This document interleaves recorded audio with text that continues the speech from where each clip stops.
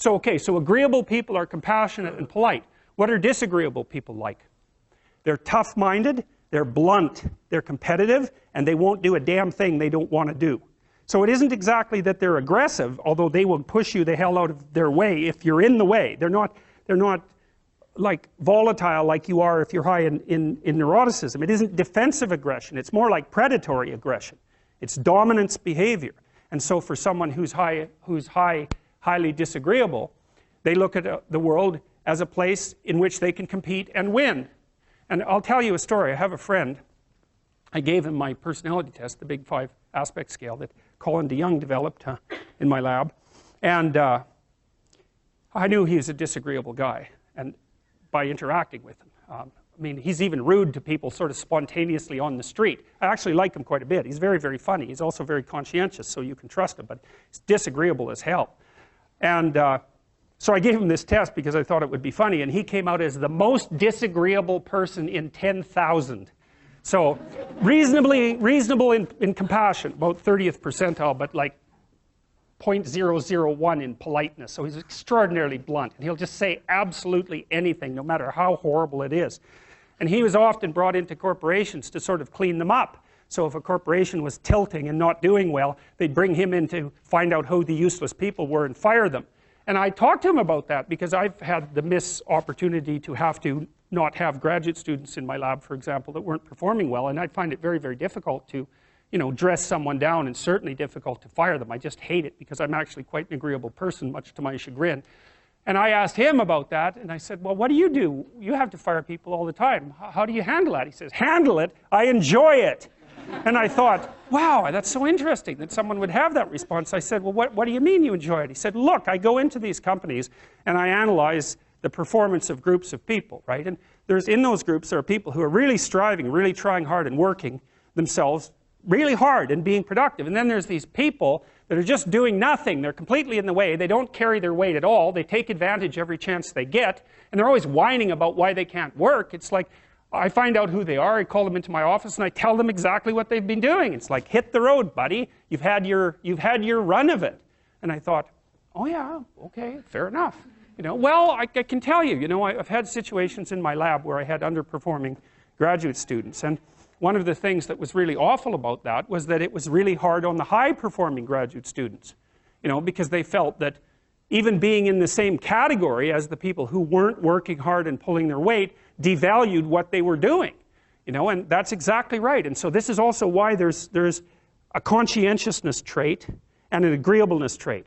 Because conscientious people judge you on your accomplishments, right? They don't give a damn about your feelings, not a bit. It's like, are you doing the work or not?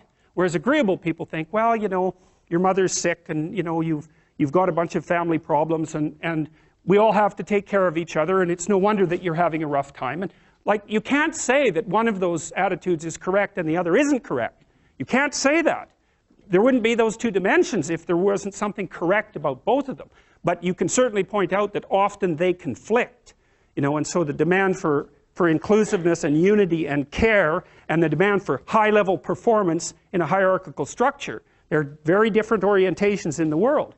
And so it's complicated for people who are agreeable and conscientious.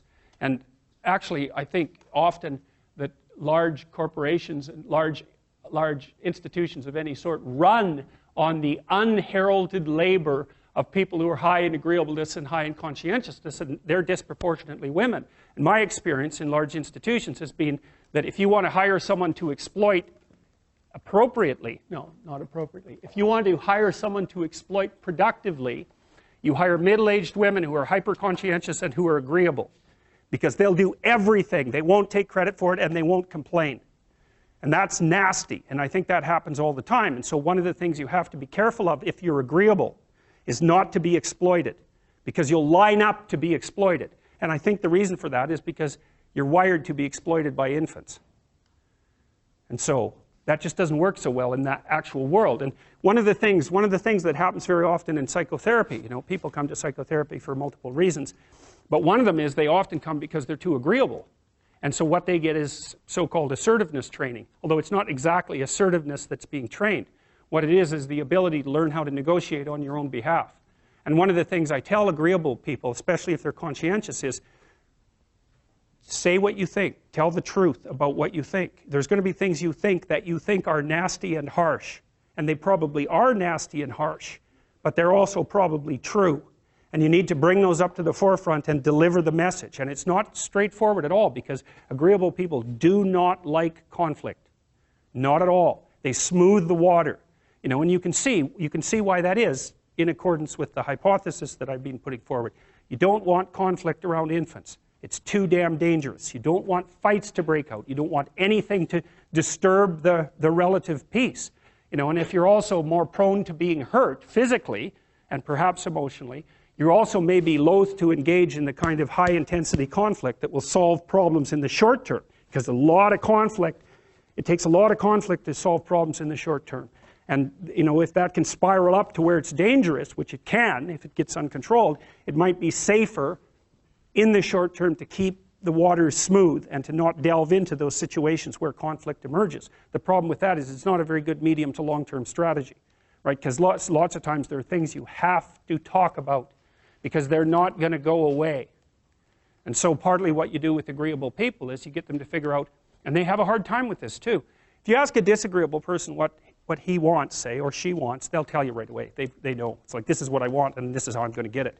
But agreeable people, especially if they're really agreeable, are so agreeable that they often don't even know what they want, because they're so accustomed to living for other people and to finding out what other people want and to trying to make them comfortable and so forth, that it's harder for them to find a sense of their own desires as they move through life.